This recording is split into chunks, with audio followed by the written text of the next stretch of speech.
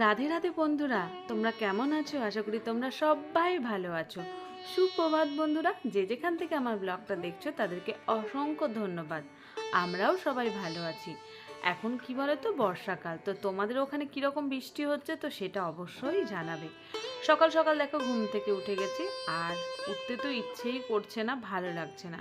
সকালবেলায় ঘুম থেকে ওঠার পর আমার প্রচণ্ড পা ব্যথা শুরু হয়ে যায়। এটা কেন হয় আমি নিজেও ভাবতে পারি না। সকালবেলাতে আমার মেয়ে সবসময় বলে, মা তুমি তাড়াতাড়ি ওঠো তাড়াতাড়ি ওঠো। সত্যি করে আমি সকালে একদম উঠতে পারি না। অ্যালার্ম বেজেই যায়, তারপরে অ্যালার্মটা বন্ধ করে দেখো শরীরে মনে হচ্ছে কোথাও একটা ব্যথা, মনে হচ্ছে শুয়ে পড়ি। কেউ যদি আমাকে না ডাকতো কতটা ভালো হতো। কিন্তু কি করব বলো, ঘুম থেকে তো উঠতেই হবে, তারপরে কাজকর্মগুলো স্টার্ট করতে হবে। সংসার মানেই হচ্ছে কাজ। তো সকাল সকাল দেখো উঠে আমার যে যে কাজগুলো আছে সেগুলো আমি এখন আস্তে আস্তে করতে শুরু করে দেব। সকালে মানে হচ্ছে মেশিনে জামা কাপড় কাচা, আর সত্যি করে কি বলো তো, হাতে করে জামা কাপড় এখন একদম কাচা হয় না। কোথায় কাচবো? বাথরুমে কাচতে আমার একদম ভালো লাগে না, মানে একদমই গা হাত পা যেন খিটখিট করে। এই মেশিনে কেচে কেচে এমন অভ্যাস হয়ে গেছে কি বলবো। তারপরে হচ্ছে এই যে ব্রাশ করে নেব, তারপরে এখন আমি কাজগুলো ভাবছি কোন কাজটা করব কোনটা করব না।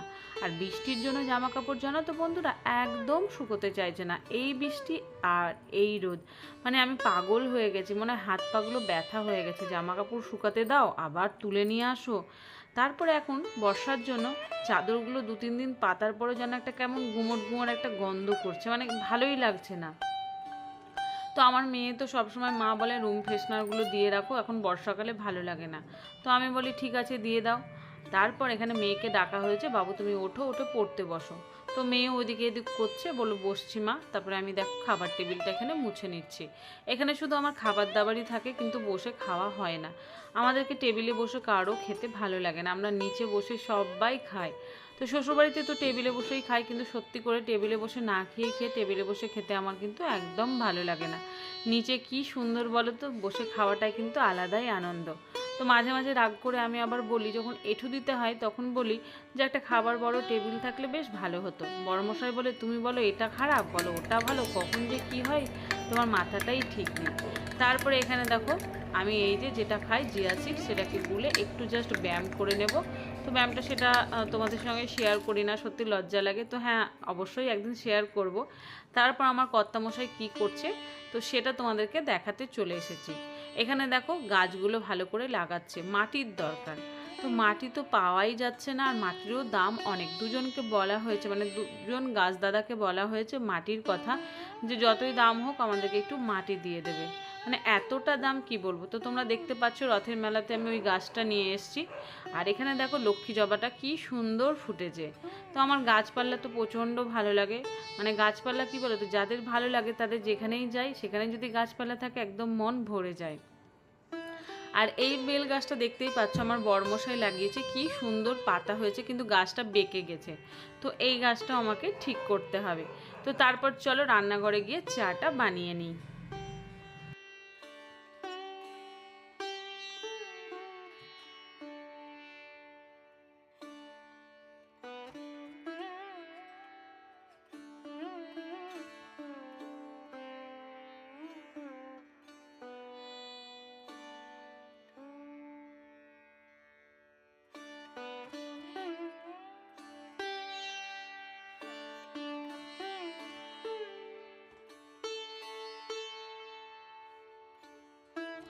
তো চা বানিয়ে নিয়ে চলে এসেছি, আর এখানে দেখো আমি খাচ্ছি চা। আর ওই ছোট্ট কাপটা দেখতে পাচ্ছ, আমার ছেলের বায়না যে এই ছোট্ট কাপে আমি খাবো চা। তো এগুলো তো আমরা রথের মেলা থেকে নিয়েছিলাম। আর কাপগুলো জানো তো বন্ধুরা খুব সুন্দর। মাঝে মাঝে এরকম ঘর সংসারের কিছু জিনিস কিনলে মনটা একদম ভালোই হয়। আর এইদিকে আমার বড়মশাই কী করছে রান্নাঘরে, এসো তোমাদেরকে দেখাচ্ছি। দেখো এই যে এখানে বড়মশাই করছে ডাল, আর ওদিকে হচ্ছে কি বলো তো, ওদিকে হচ্ছে মেয়ের জন্য ইপি। তো মেয়ে খেয়ে দিয়ে পড়তে বসবে, আর এখানে বসিয়ে দিয়েছি ভাত। আর আমি ঝটপট করে এখানে দেখো এই যে ঘি করলা কেটে নিয়েছি, শসাটা কীরকম হয়েছে সেটাকে ধুয়ে রেখেছি, আম কেটে রেখেছি, আমের চাটনি হবে। তারপর আমি চলে এলাম ঠাকুর ঘরে একদম ফ্রেশ হয়ে। তো আমার গোপুসোনাকে দেখো ছেলে সকালে উঠেই বসিয়ে দিয়েছে। তো যেটুকু ফুল টুল এদিক ওদিক আছে, ঠাকুর ঘরটা একটু নোংরা আছে, তো সেইগুলো এখন আমি সুন্দর করে মানে গুছিয়ে গাছিয়ে রাখবো। সকালে দেখো যেটুকু কাজ করতে পারি সেটুকু করে রাখি, তারপরে স্নান টান করে তখন পুজো করি, আমিও করি মেয়েও করে, দুজন মিলেই আমরা করি, মাঝে মাঝে ছেলেও করে, মানে সবাই মিলেমিশেই আমরা কিন্তু কাজ করি। একা হাতে এত কিছু করতে গেলে সত্যি করে অনেকই কষ্ট হয়।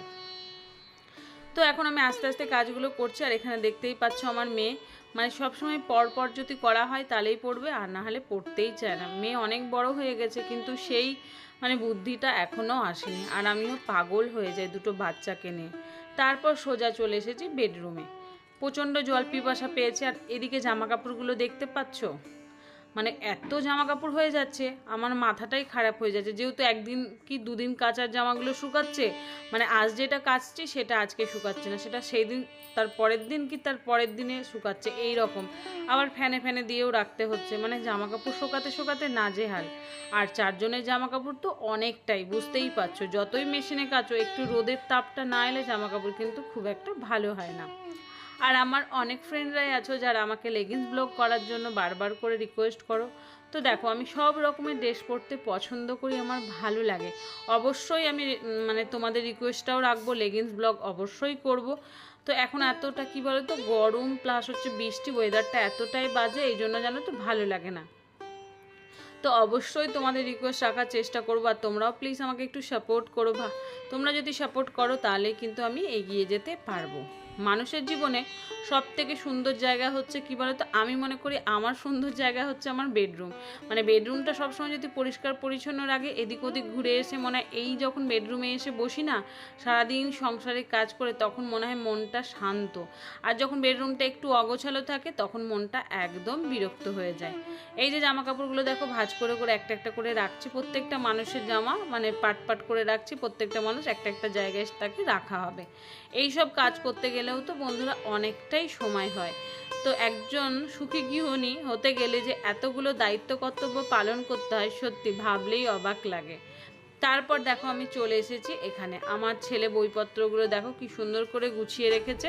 তো আমি ভাবলাম এখানে যে জামা কাপড়গুলো আছে তো সেইগুলোকে একটু গুছিয়ে রাখি। আসলে ছেলে মেয়ে বর এই তিনজন মিলে এখানে জামা কাপড়গুলো এদিক ওদিক করে, আমি যতবার গুছিয়ে রাখি আবার যেরকম সেরকম হয়ে যায়। তো ওপরে থাকে আমার ছেলে মেয়ের ড্রেস, নিচে থাকে আমার কর্তা মশাইয়ের, তারপরে আমার ছেলের থাকে বই। তো সন্ধ্যের দিকে এখানেই পড়াতে বসি, মেয়ে তো মেয়ের ঘরে পড়ে, ছেলেকে এখানেই পড়াতে হয়। ছেলে তো অনেক ছোট, কাছে নিয়ে না বসলে একদম পড়তে চায় না। তো জানি না বন্ধুরা আমার ব্লগ তোমাদের কীরকম লাগে, তোমরা অবশ্যই কিন্তু কমেন্টে জানাবে। আর আমিও সবসময় তোমাদের পাশে থাকবো, তোমরাও আমাকে একটু সাপোর্ট করো। তো আমি এদিকে কাজ করছিলাম বলে দেখো বড়মশাই এই সবগুলো করতে শুরু করে দিয়েছে।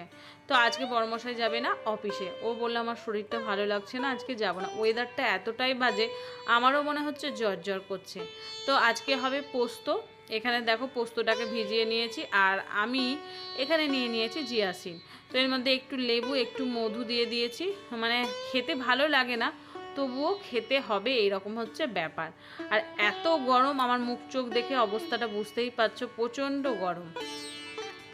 তো প্লিজ বন্ধুরা একটু সাপোর্ট করো, একটু পাশে থেকো, আর আমাকে আগামী দিনগুলো একটু এগিয়ে নিয়ে যেতে সাহায্য করো।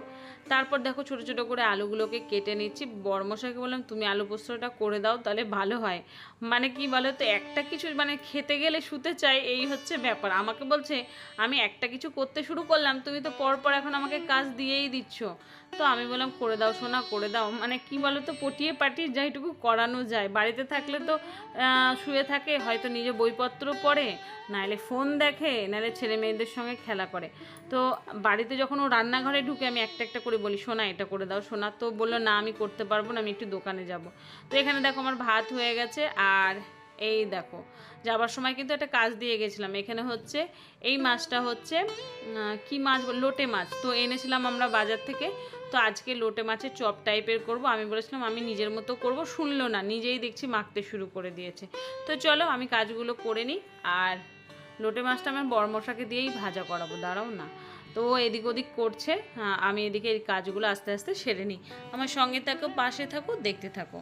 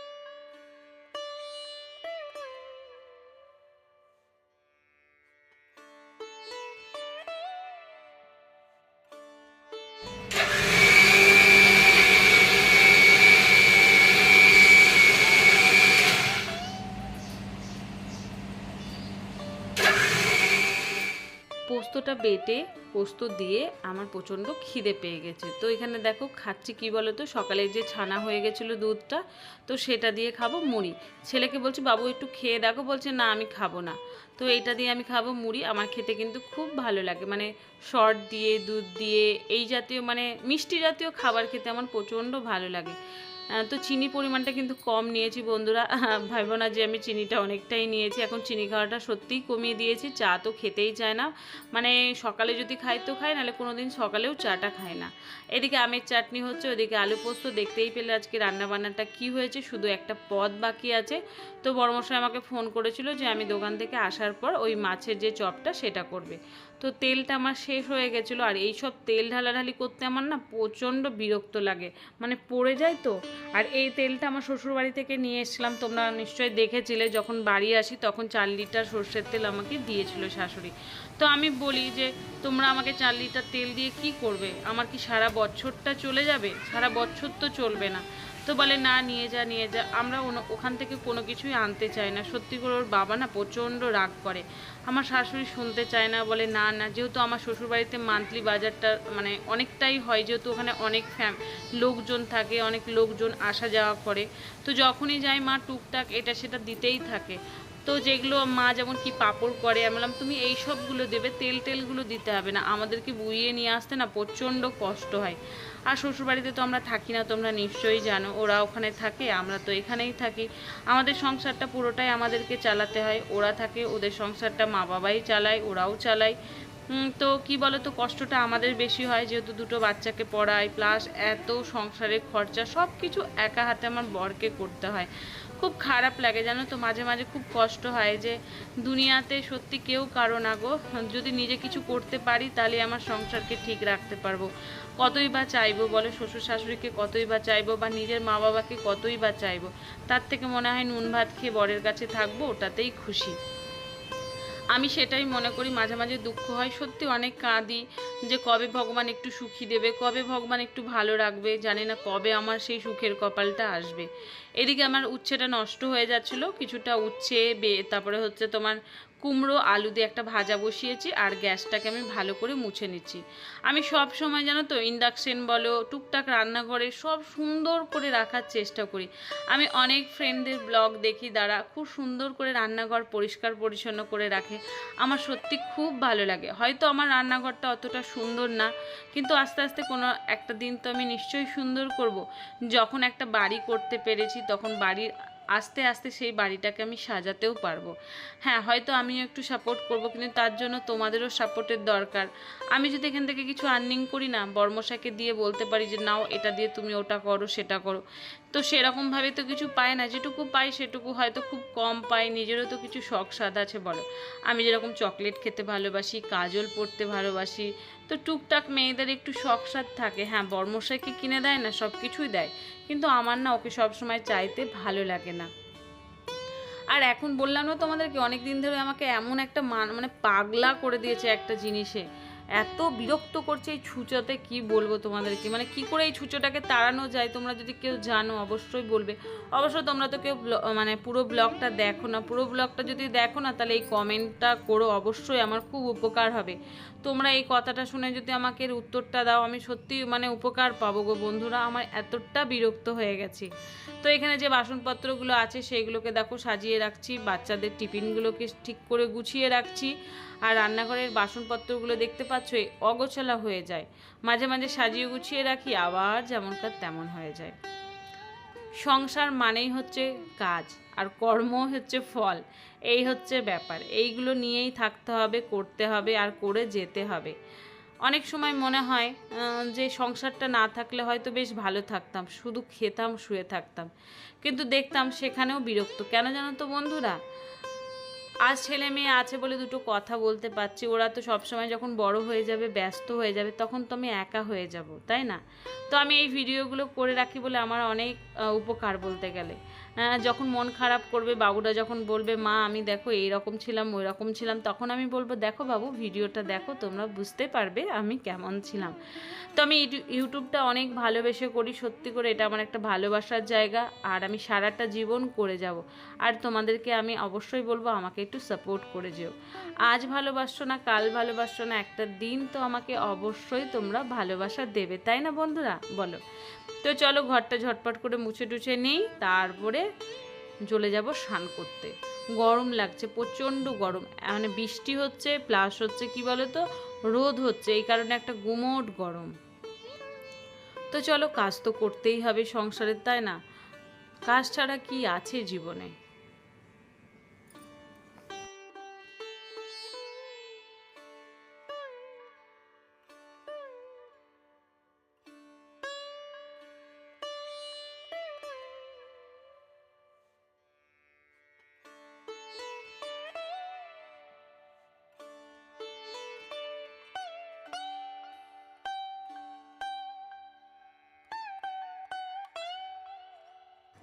তো বড়মশাইকে ওইদিকে কাজে লাগিয়ে দিয়েছি, মাছের বড়াগুলো ভাজতে দিয়েছি, তারপর মেয়ে এখানে পুজো করেছে, তো আমি প্রণাম করতে চলে এসেছি। তো বরের ঘরের চাদরটা তুলে দেব, আর এই দেখো আমি এখন চাদর পাততেও চলে এসেছি। তো বড়মশাই বললো ওটা পরে করবে, আগে খেয়ে নাও। তো আমি বললাম এই কাজটা করে নিই, তুমি আগে ওগুলো ভেজে নাও। আসলে কি বলো তো, খাওয়া দাওয়ার পর না আর কোনো কাজ করতে ইচ্ছে করে না, খাওয়া দাওয়ার পর তখন একটু মনে হয় একটু বন্ধুদের ভিডিও দেখি, মনটাও ভালো থাকে। তো চলো আজকে কি কি রান্না হয়েছে সেটা তো তোমরা অবশ্যই জানো, তাই না? আজকে পোস্ত হয়েছে, ডাল হয়েছে, ভাজা হয়েছে, চাটনি হয়েছে, আর মাছের ওই যে লোটে মাছের বড়া হয়েছে। এইগুলোই হয়েছে আজকে মেনু। তো দেখো গরম লাগছে আর কাজ করতে ইচ্ছেও করছে না। আর এই চাদরটা আমার বিবাহবার্ষিকী পাওয়া চাদর, তো এই চাদরের কালারটা দেখছি অনেকটাই মানে ফেড হয়ে গেছে। তো কতগুলো চাদর কিনতে হবে, পুজো তো চলেই আসছে। পুজোর বাজার কিন্তু আমাদের এখন হয় না, মধ্যবিত্ত ফ্যামিলিদের পুজোর বাজার ঠিক পুজোর 7 দিন হোক বা 10 দিনের পর, মানে 7 দিন বা পুজোর হয়তো 10 দিন আছে, সেই রকম করেই বাজার হয়। আমারও সেম তাই হয়। যা হোক টুকটাক অনলাইন থেকে ভেবেছি এবার কেনাকাটা করব, কিছুটা কেনাকাটা করেছি, সেটাও তোমাদেরকে শর্টে শেয়ার করেছি। আরও কিছু কেনাকাটা করব, সেটাও তোমাদেরকে শেয়ার করব।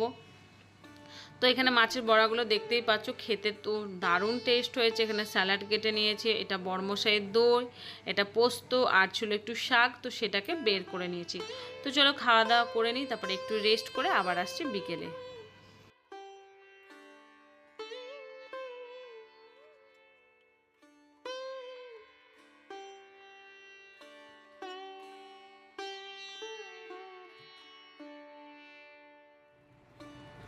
খাওয়া দাওয়ার পর একটু রেস্ট করে, ঘড়িতে এখন বাজে 6:30, এখন আমি চলে এসেছি পুজো করতে।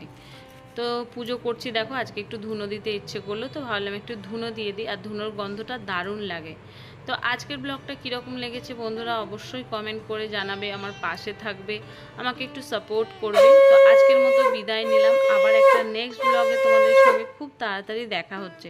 আর প্লিজ তোমরা আমার পাশে থেকো, সাথে থেকো, ঠিক আছে? আজকের জন্য টাটা, বাই বাই।